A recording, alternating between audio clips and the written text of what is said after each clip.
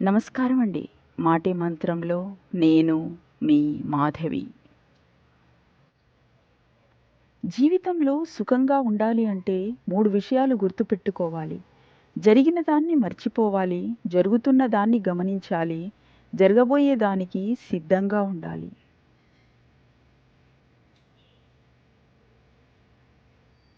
మన గురించి మనవాళ్లే ఇతరులకు చెడ్డగా చెప్పడం తట్టుకోలేనిది, మర్చిపోలేనిది. కొందరిని చూస్తూ భరించడం తప్ప ఇంకేం చేయగలం? విరిగిపోయిన పాలతో చేసిన పదార్థాలకి, నలిగిపోయిన మనసుతో చేసిన ఆలోచనకి విలువ ఎక్కువ. మీ కోపాన్ని, ఆవేశాన్ని అర్థం చేసుకొని భరించే వాళ్ళని ఎప్పటికీ చులకన చెయ్యకండి. ఒక్కసారి వాళ్ళు అంతకన్నా ఎక్కువ బాధపడి మిమ్మల్ని వదిలేస్తే తట్టుకోలేరు. కొన్ని పరిచయాలు ఎంత అద్భుతంగా, ఆశ్చర్యంగా ఉంటాయంటే, మనకన్నా మనం వారినే ఎక్కువగా ఇష్టపడేంతగా, రోజులో ఫస్ట్, లాస్ట్ ఆలోచనలు వారివే అయ్యేంతగా, మనకి తెలియకుండానే ప్రతి సందర్భం వారితో కలిసి ఊహా ప్రపంచంలో విహరించేంతగా. జీవిత ప్రయాణంలో ఎన్ని ఒడిదుడుకులు ఎదురైనా అన్నిటినీ సమన్వయపరుచుకుంటూ ముందుకు వెళ్ళగలిగినప్పుడే మనం అంతిమ విజేతలుగా నిలవగలుగుతాం.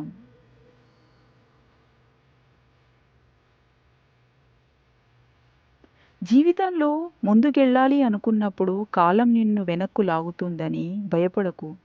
వెనక్కి లాగబడిన బాణమే వేగంగా ముందుకు వెళ్ళగలదు. నమ్మకాన్ని కోల్పోకు, విజయం తప్పక నీదవుతుంది. వేలెత్తి చూపించే వాడెవ్వడూ ఒక్క పూట ముద్ద కూడా పెట్టడు.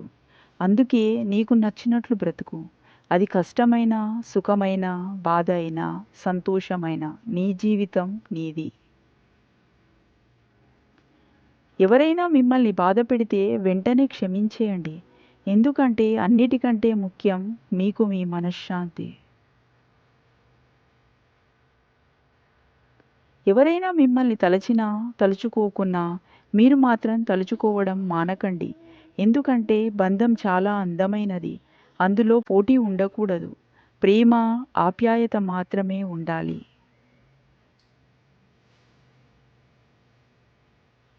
ఇష్టం ఉన్న చోట కష్టం ఉంటుంది. కష్టం ఉన్న చోట బాధ ఉంటుంది. కష్టం, బాధ అర్థం చేసుకున్న చోట ప్రేమ ఉంటుంది. వీటన్నిటిని అర్థం చేసుకునే మంచి మనసుంటే జీవితం అద్భుతంగా ఉంటుంది.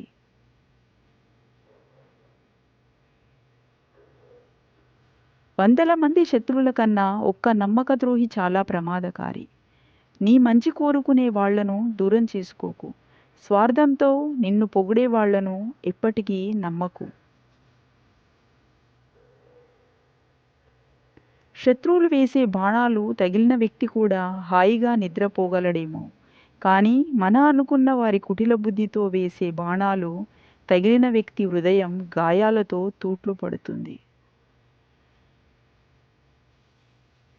మన నోటిలోనికి పోయే పదార్థాలు రుచిగా, మంచిగా ఉండాలి అని కోరుకునే మనం, మన నోటి నుండి వచ్చే మాటలు కూడా అంతే రుచిగా, మంచిగా ఎదుటివారికి అనిపించాలి. నువ్వు ఒకరిని బాధపెట్టే ముందు వాళ్ళ స్థానంలో నువ్వు ఉండి చూడు. వాళ్ళు పడే బాధ ఏంటో నీకు అర్థమవుతుంది. మనం ఒకరి సంతోషానికి కారణం కావాలి కానీ ఒకరి బాధకి కారణం కాకూడదు. ఎవరిని బాధపెట్టకూడదు, కష్టపెట్టకూడదు. అనుకున్న వాళ్ళే అందరి వల్ల బాధపడుతూ, కష్టపడుతూ ఉంటారు.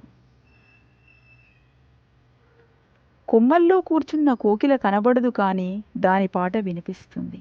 మనసు ఎక్కడుందో ఎవరికి తెలియదు కానీ అది పెట్టే బాధ మాత్రం అనుభవిస్తూనే ఉంటాం. మనవి కాని బంధాలను దగ్గర చేసి పరీక్ష పెడుతుంది కాలం. పరీక్షల్లో గెలిస్తే ఆ బంధం ఇచ్చే తీపి జ్ఞాపకాలతో జీవితం ఆనందంగా గడిచిపోతుంది. పరీక్షల్లో ఓడిపోతే ఆ బంధం ఇచ్చే గాయాలతో భారంగా గడిచిపోతుంది జీవితం. ఖచ్చితంగా ప్రతి పరిచయం, ప్రతి బంధం ఏదో ఒక జ్ఞాపకాన్ని ఇచ్చే వెళ్తుంది.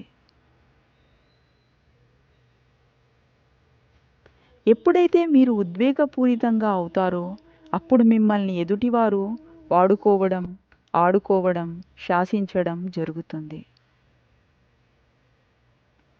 మన క్షేమాన్ని కోరుకునే వాళ్ళు వీధి దీపాల్లాంటి వారు. గమ్యాన్ని మనకు దగ్గర చేయలేకపోయినా దాన్ని చేరుకునే బాటని కాంతిమయం చేస్తూ సహాయపడతారు.